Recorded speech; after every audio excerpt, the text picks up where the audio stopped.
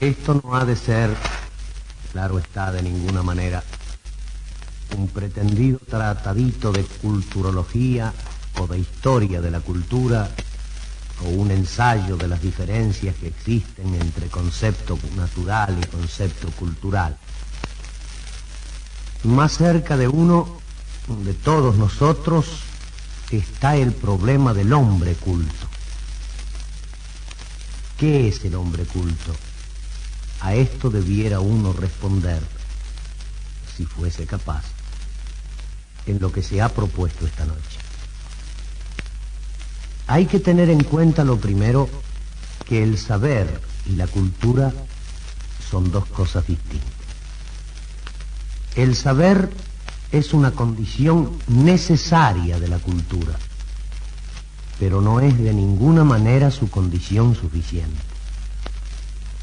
Quiere decir que un hombre no puede ser culto si no sabe una serie de cosas determinadas, pero por el solo hecho de saber esa serie de cosas, no llega todavía a ser un hombre culto.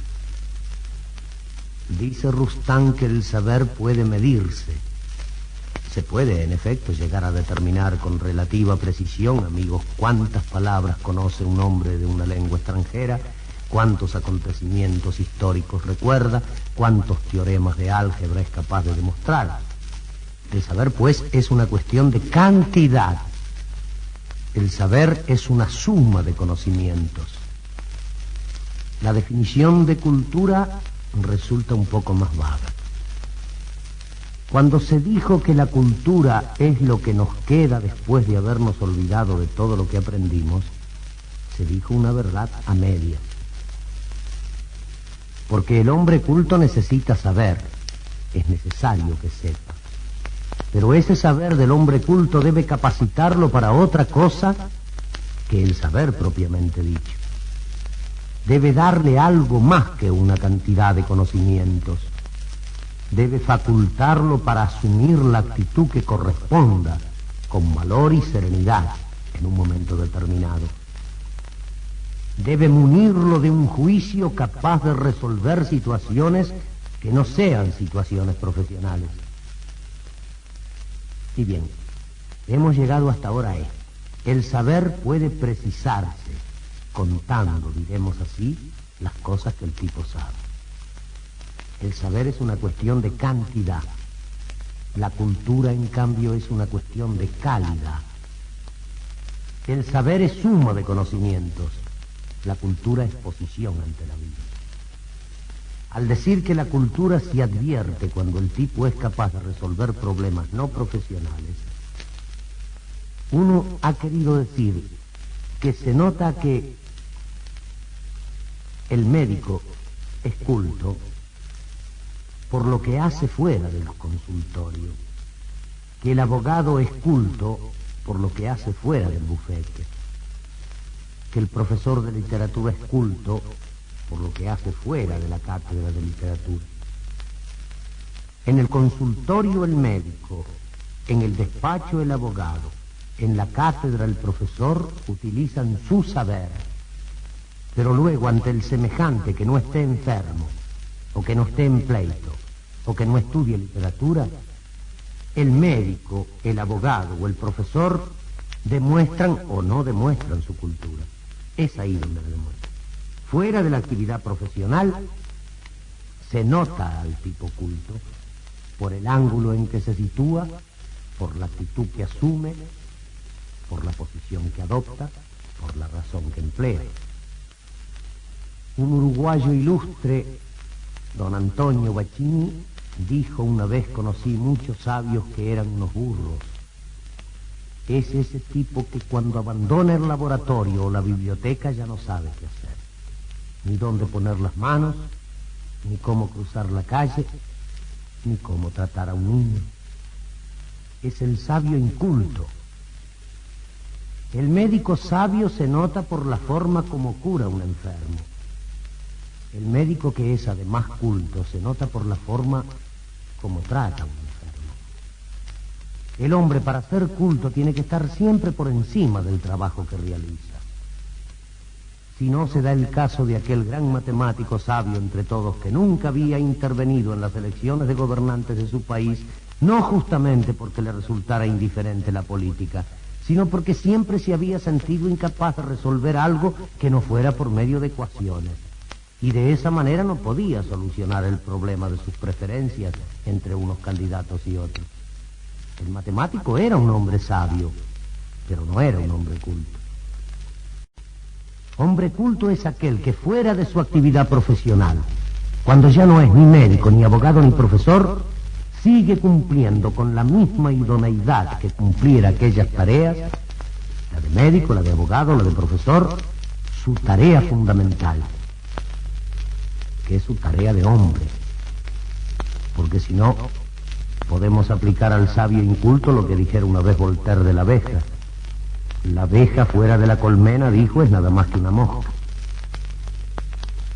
Desde la época de Montaigne, amigos, se viene oponiendo la cabeza bien pleine a la cabeza bien faite. Las cabezas bien llenas a las cabezas bien hechas.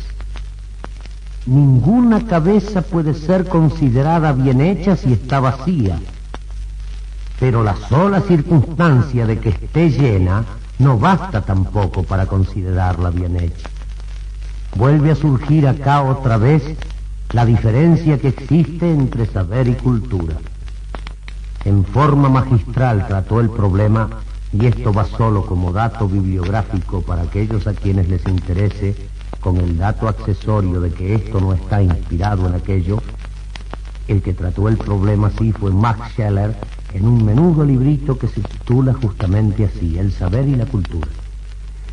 Sin embargo, hemos de observar ahora que mucho más parecida que al saber, la cultura es parecida a la buena educación. Pero no es posible calificar al tipo de bien educado solo porque levante el dedo chico cuando toma la cucharita del helado, o porque no eche la ceniza y el pucho en el pocillo del exprés recién tomado, que cierta dueña de casa le dijo un día a un convidado del marido, de esos que no son convidados de la dueña de casa: mire que si a usted le resulta más cómodo le podemos servir el otro café en el cenicero. El no hacer ruido con la sopa, el no ponerse la servilleta atada con una moña en la nuca como si en vez de estar el tipo comiendo estuvieran afeitándolo, el no reventar el huevo frito sañudamente como si quisiera el tipo tomarse venganza de los 12 reales que cuesta la docena, el no hacer ninguna de esas cosas, y de otras cuya lista resultaría interminable, es una condición necesaria a sí mismo, amigos, pero no suficiente de la buena educación.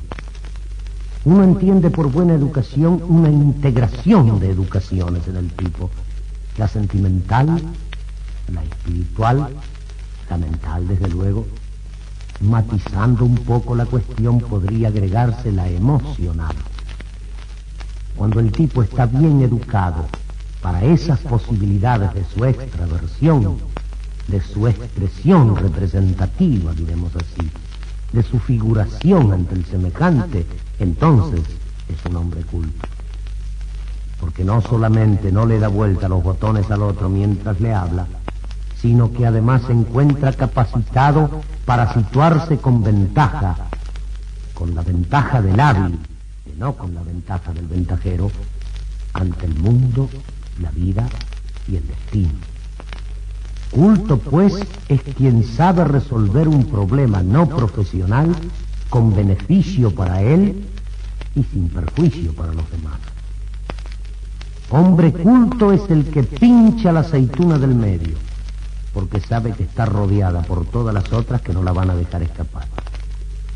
Mujer culta es la que sabe acomodarse los breteles en público sin que nadie se dé cuenta.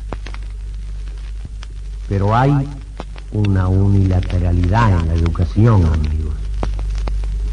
Al niño se le enseña más el descubrimiento de América que se le adiestra para el descubrimiento de sí mismo.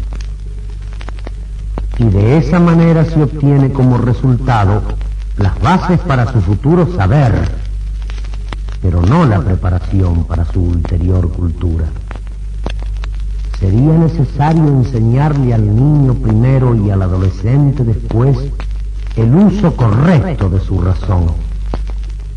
Porque bien se ha dicho que nos servimos de la razón como de un instrumento para aprender las ciencias, y en cambio deberíamos servirnos de las ciencias a manera de instrumentos para perfeccionar nuestra razón, para desarrollar nuestro espíritu crítico, que es, de entre las cualidades de un saber, la que mejor ayuda a completar una cultura. Porque sobre todo la faena del hombre en el mundo es una faena de preferir. Para la solución de los conflictos interiores, de las luchas del tipo consigo mismo, que son el origen de todos los atormentados y por vía del resentimiento de todos los inaguantables. Eso es mucho más importante la dirección del espíritu que el progreso de la mentalidad. La verdadera misión del educador es despertar la curiosidad de aquel a quien educa. Sin embargo, el educador común llevado por la rutina ahoga esa curiosidad, enseñando solo al que le enseña lo que le enseñaron a él. Decía Plutarco, ustedes perdonen las citas, amigos, pero es que en el famoso libro de André Gide ya le decía Menalco a Natanael, cuando alguien haya dicho algo mejor que tú no lo digas. Pero ahora a uno le resulta imprescindible decir lo que no podría de ninguna manera decir uno mejor que quien lo dijo. De manera que volvemos a lo de antes. Decía Plutarco que un niño no es un vaso al que tenemos que llenar, sino una hoguera a la que tenemos que encender. No se trata de embutir un cráneo, amigos. Se trata de calentar el hogar. Solo puede ser considerado culto, pues, aquel en quien se haya logrado una educación integral. La de la mente que fructifica en el pensamiento bien encaminado, la del espíritu que facilita el tino en la tentativa, la del sentimiento que conduce a la armonía con uno mismo y consiguientemente a la consideración por los demás.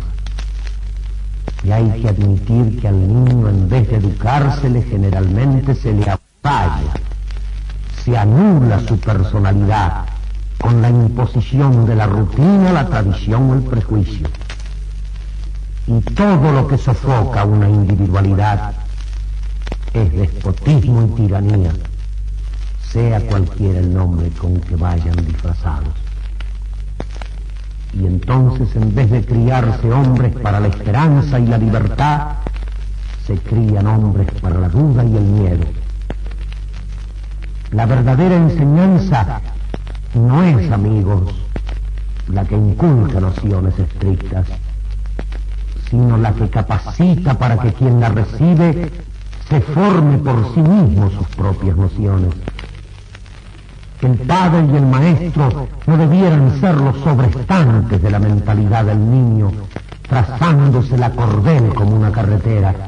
Debieran ser los parteros de esa inteligencia, ayudando a salir de ella lo que dentro de ella ya late con vida propia y flamante.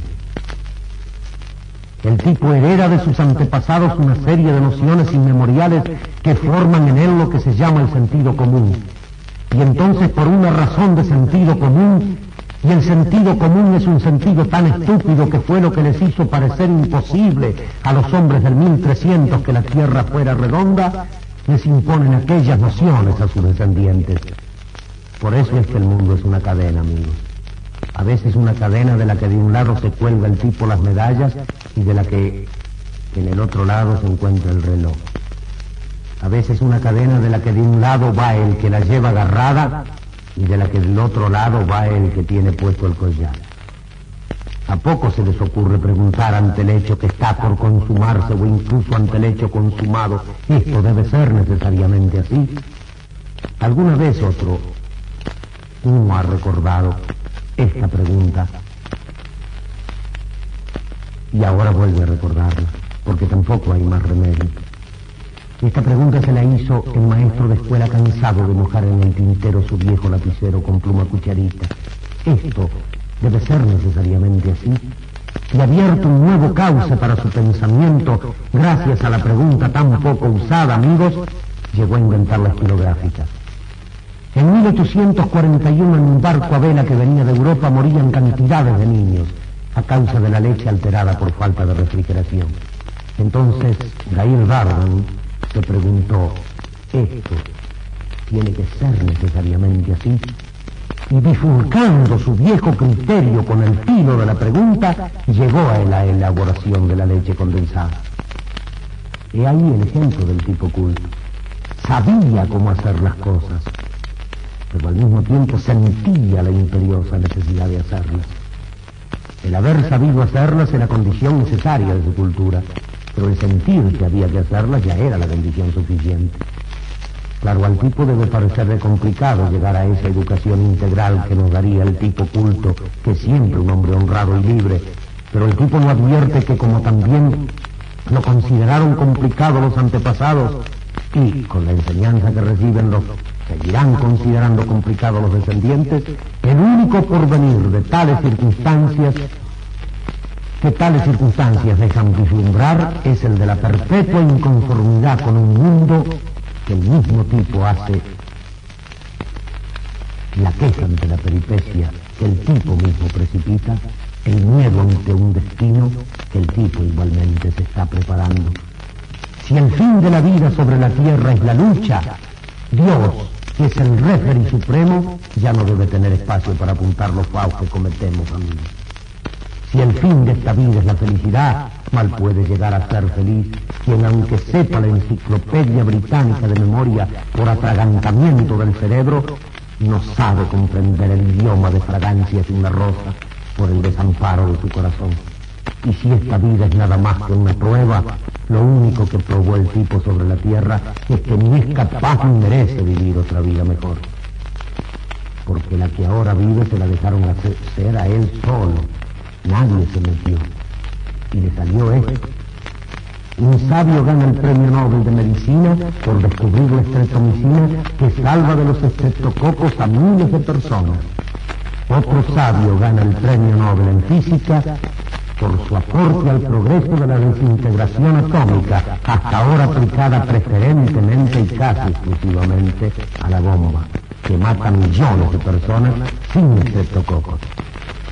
Como parece que puede llegar a matar más gente sin estreptococos la bomba que estreptococos con gente en estreptomicina, no es muy aventurado presumir para dentro de algún tiempo un mundo en el que solo se vean manifestaciones de estreptococos muertos de hambre.